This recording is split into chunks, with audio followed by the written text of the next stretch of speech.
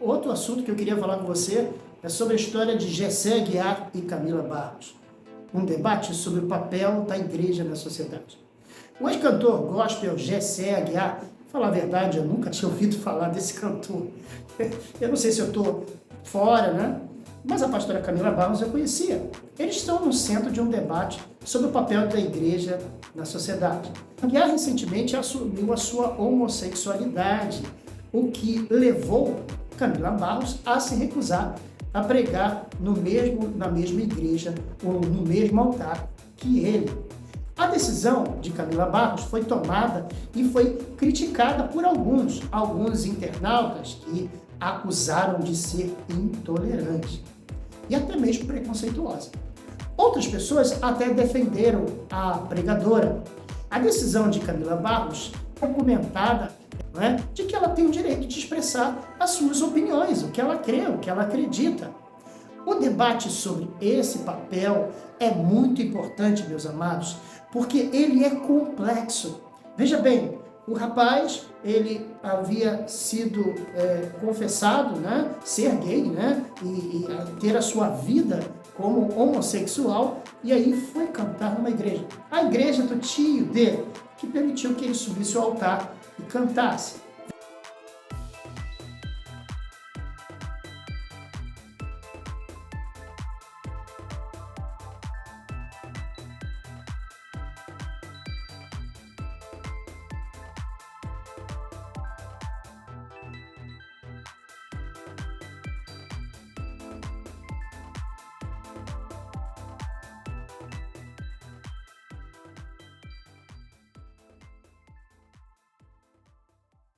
E a cantora mostrou realmente uma firmeza, uma forma genuína de dizer: eu não vou cantar na mesma igreja que esse rapaz, porque essa igreja ela tolera a homossexualidade, isto é, a pessoa que se deita com outro homem, algo que a Bíblia condena, eu vou cantar no mesmo lugar, no mesmo púlpito. Não, ela não aceitou esta questão.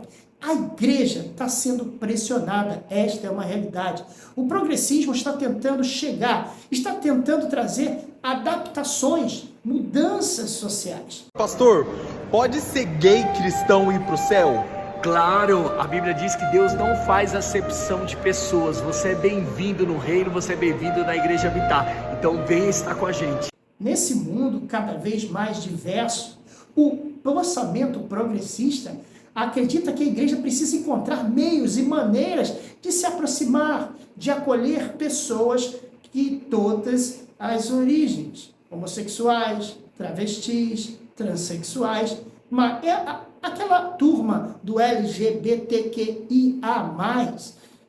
Raíssa, pode ser lésbica e cristã? Claro, vem pra habitar. A verdade é que a igreja não precisa mudar as suas crenças, ela precisa se firmar mais ainda nas crenças baseadas na Bíblia. Significa que ela precisa mostrar nas escrituras, mostrar nas redes aquilo que veio e tem que ter base. Nós temos que amar o pecador sem deixar de dizer o que é pecado.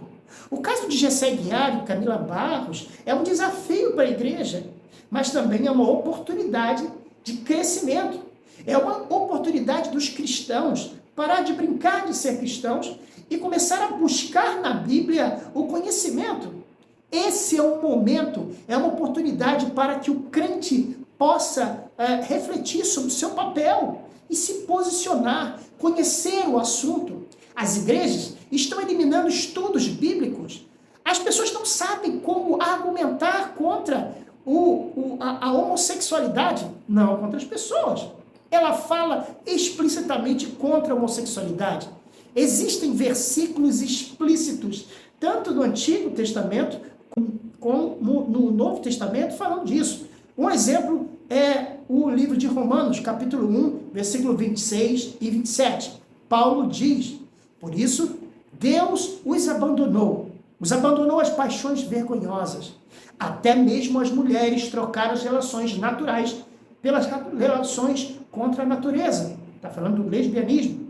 Da mesma forma, os homens também abandonaram as relações naturais com suas mulheres e se inflamaram de paixões e desejos uns para com outros. Homens cometeram atos indecentes, imorais com outros homens e receberam em si mesmo a penalidade devida ao seu erro. Eu quero falar de outro versículo que é usado contra a homossexualidade. Está escrito ali em 1 Coríntios, capítulo 6, versículo 9 a 10. Está escrito assim, no livro Paulo. Não sabeis que os injustos não herdarão o reino de Deus?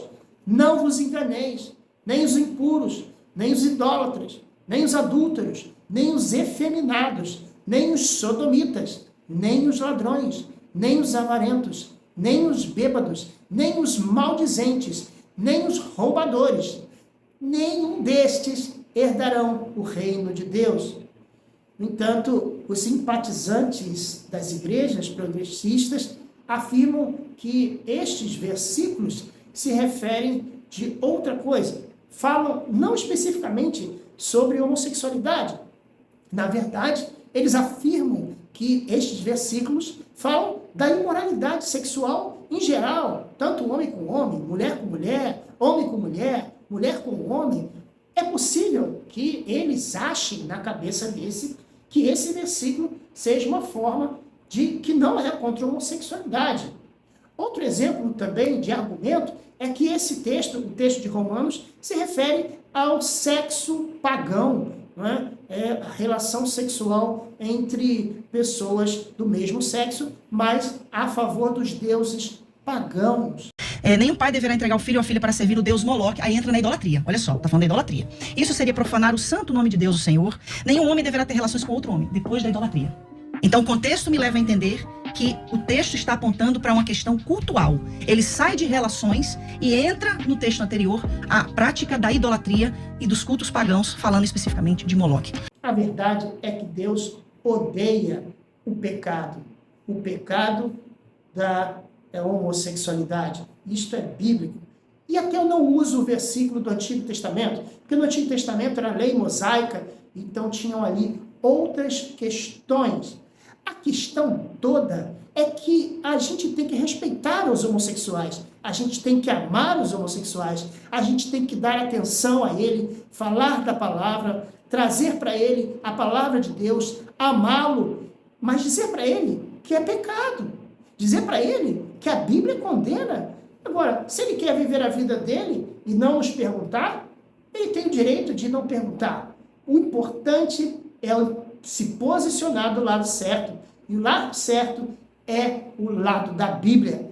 Parabéns, Camila Barros. Você se posicionou sendo uma cristã genuína.